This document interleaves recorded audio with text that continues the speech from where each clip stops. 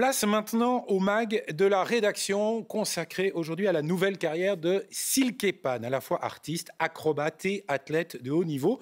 En 2007, Silke Pan était artiste de cirque lorsqu'un accident de trapèze l'a rendue paraplégique. 4 ans plus tard, elle se lançait dans une carrière de handbike avec à la clé des podiums de Coupe du Monde, des titres et des médailles. Et aujourd'hui, Silke Pan revient à ses premières amours, le cirque. Voici le mag de la rédaction signé cette semaine Miguel Akizo, Andrea Sotro et Marie Jadin.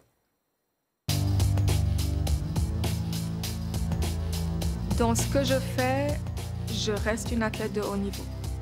Il y a bien sûr tout l'enrobage artistique qui se rajoute, mais à la base, le travail de la performance, c'est un travail d'athlète.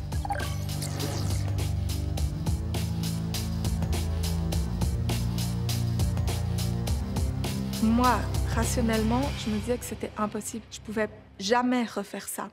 Mais c'est mon corps qui a eu des souvenirs et puis qui a cherché les mouvements. Et puis, j'ai un peu laissé faire. La première fois que je me suis remise sur les mains, je suis rentrée dans un souvenir du passé. Elle en rêvait la nuit depuis des années. Redevenir une acrobate de cirque. Grâce au travail et à une barre innovante, le rêve de Silke Pan devient réalité fin 2021. Un rêve facilité par son passé de sportive de haut niveau. Quand elle a commencé le handbike, eh bien, elle avait une carrière d'équilibrée sur main où elle était dans une forme éblouissante. Ce qui fait que dès les premières courses en handbike, elle a performé. Elle a tout de suite eu des très très bons résultats. Et puis quand les équilibres sur main sont revenus, ben, tout son capital force qu'elle avait grâce au handbike, elle le reporte maintenant sur ce numéro d'équilibre sur main, qui est un numéro de force pure. Il n'y a pas d'instant de repos où elle peut se mettre dans une position relaxante. Elle doit toujours contrôler son bassin, tenir avec la nuque ses jambes. Voilà pour les... Le fait d'utiliser cette barre qui bloque toutes les parties paralysées de mon corps, c'est ce qui me permet de me mettre en position verticale.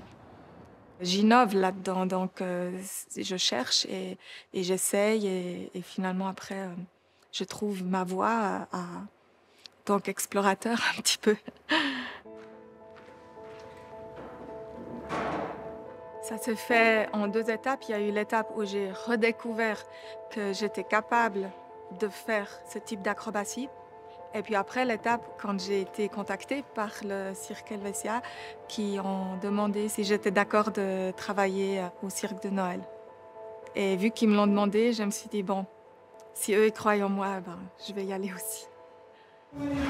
Silke Pan est engagée pour une trentaine de représentations durant les fêtes de fin d'année, avant de partir en tournée au printemps et cet été.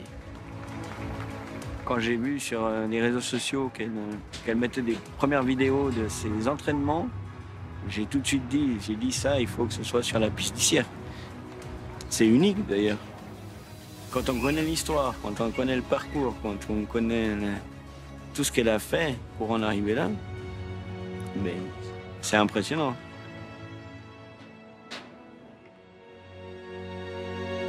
Avec le report d'1 an des Paralympiques de Tokyo en 2020, le retour à la source s'impose gentiment comme une évidence. L'artiste athlète clôt sans regret sa carrière de paracycliste pour retrouver la vie de saltimbanque avec ses improvisations, ses imprévus, la vie de cirque. Il y a les journées de déplacement et il y a les journées de spectacle. C'est 2 types de journées différentes, mais pour moi, chaque journée est passionnante et trop courte. S'il y a que les échasses, je faisais le tour de la table. Heureusement que j'ai de la force dans les bras, ça me permet de me déplacer aussi dans ma vie quotidienne. Et je me suis rendu compte que finalement, c'était plus simple de me déplacer dans la caravane sans la chaise, parce qu'avec la chaise, tout devient trop serré. Là, c'est les moments où je rentre en moi, c'est les moments de concentration et puis d'être pleinement avec mon corps, dans le ressenti. Parce que pour être performante sur scène, j'ai besoin d'être intériorisée. Il ne faut pas que je me laisse trop distraire par ce qu'il y a autour de moi.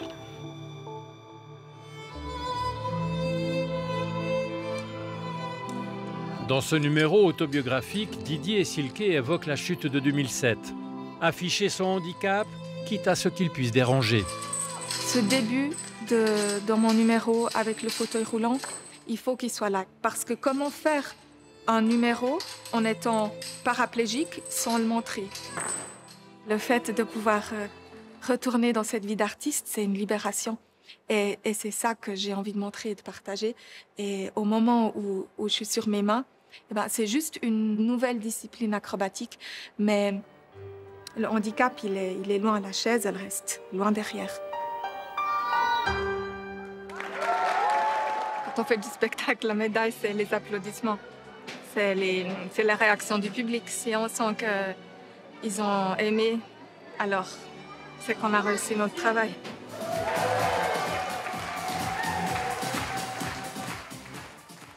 Voilà, chapeau madame.